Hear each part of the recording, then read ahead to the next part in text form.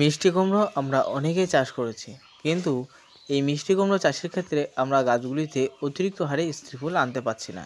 কিন্তু আমাদের এই গাছটা ছোট অবস্থায় আছে, দেখতে পাচ্ছ। আমরা কিন্তু এই গাছটাকে দেখতে পাচ্ছ, এখানে আমি দেখাচ্ছি একটু। এই যে এই দেখো এই গাছটায় কিন্তু স্ত্রী ফুল সবে কিন্তু চলে এসে। গাছটা ছোট, এটা কিন্তু আমরা বাড়ির চালে কিন্তু দিচ্ছি। বাড়ির চালে উঠবে এবং বাড়ির চালে প্রচুর হারে কিন্তু মিষ্টি কুমড়ো ধরবে। এবং যা কিন্তু গাছ একেবারে ছোট অবস্থা থেকেই 2-4 হাত হতেই কিন্তু এখানে মিষ্টি কুমড়োর কিন্তু স্ত্রী ফুল আসা শুরু হচ্ছে। তাই এমন একটি রাসায়নিক সার আমরা এখানে ব্যবহার করেছি, প্লাস এমন একটি খাদ্য এখানে দিয়েছি, ঘরোয়া খাদ্য। সেটি দেওয়ার ফলে আমাদের গাছগুলিতে এত পরিমাণে কিন্তু স্ত্রী ফুল আসা শুরু হচ্ছে।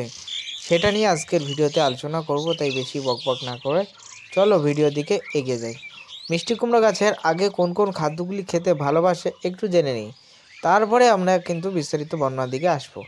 মিষ্টি কুমড়ো গাছ খুব বেশি পরিমাণে ফসফরাস, সেই সঙ্গে সঙ্গে সালফার, সেই সঙ্গে সঙ্গে মিষ্টি কুমড়ো গাছ সালফেট, এছাড়াও মিষ্টি কুমড়ো গাছ পটাশ এবং বোরনের মতো খাদ্যগুলি খেতে ভালোবাসে। এ কিন্তু আবার নাইট্রোজেন, কিন্তু সরাসরি নাইট্রোজেন খেতে একেবারে কিন্তু অনুপযোগী বা ভালোবাসে না। এর প্রধান কারণ আপনি বিশেষ করে দেখতে পাবেন, কুমড়ো গাছে যদি অতিরিক্ত হারে ইউরিয়া, অ্যামোনিয়া এবং কুড়ি তারও এই ধরনের নাইট্রোজেনযুক্ত সার দেন, দেখবেন গাছ শুধুমাত্র দড়িয়ে বেড়াবে এবং গাছের গতি হবে, কিন্তু সেখানে যথেষ্ট হারে স্ত্রী ফুল আসবে না। এটা কিন্তু খেয়াল রাখতে হবে। তবে হ্যাঁ, নাইট্রোজেন একেবারে কম পরিমাণে দিতে হবে, একেবারে কম পরিমাণে ব্যবহার করতে হবে, তাতেই কিন্তু কাজ চলবে।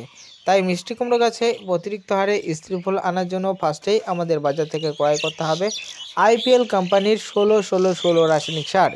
আইপিএল কোম্পানির 16-16 রাসায়নিক সার, এর ভিতরে রয়েছে 16% ফসফরাস এবং সেই সঙ্গে সঙ্গে অতিরিক্ত 5% কিন্তু ফসফরাস রয়েছে এবং এর ভিতরে কিন্তু আরও রয়েছে বন্ধু সালফার। এছাড়াও কিন্তু অন্য উপাদানে সমৃদ্ধ, এছাড়াও রয়েছে নাইট্রোজেন, এছাড়াও রয়েছে পটাশ এবং ফসফেট থেকে কিন্তু ফসফরাস বা সালফার কিন্তু এর ভিতরে বিদ্যমান। অন্য কোনো সারের ভিতরে সেইভাবে কিন্তু সালফার নেই, কিন্তু এই সারের ভিতরে কিন্তু আছে, যা কিন্তু গাছগুলিতে স্ত্রী ফুল আনে। আমি বারে রিকমেন্ড করি, যারা মিষ্টি কুমড়ো এবং যারা শসা চাষ করেন গাছে স্ত্রী ফুল আসে না, তারা কিন্তু শুধুমাত্র আইপিএলের 16-16 ব্যবহার করবেন। এর ভিতরে P2O5 অর্থাৎ অতিরিক্ত সালফার থাকায় যা গাছগুলির অতিরিক্ত গতি দেবে। নতুন ফর্মুলায় কিন্তু এই সারগুলি তৈরি করা হয়েছে।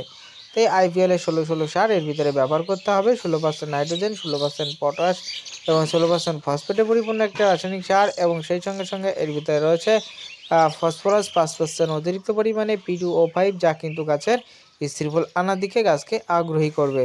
তাই আমাদের ইহা ব্যবহার করতে হবে এবং ইহা ব্যবহার করার পর আমাদের গাছে আরেকটি উপাদান কিন্তু স্প্রে করতে হবে। উপাদান হিসাবে অবশ্যই আপনাদের আমি রিকমেন্ড করব দামি নানান রকম আপনারা কিন্তু অনুখাদ্য ব্যবহার করেন, দামি নানান অনুখাদ্য বা এটা সেটা ব্যবহার করেন। আপনাকে আমি রিকমেন্ড করবো শুধু অনলি ফর এখানে একটা টাটা সুলেবার বোরন স্প্রে করবেন।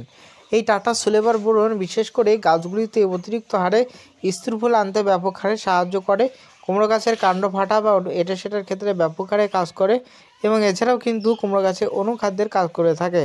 তাই আমাদের কিন্তু টাটা সুলেবার বোরন 10 লিটারে 20 গ্রাম জলে গুলে গাছে স্প্রে করতে হবে।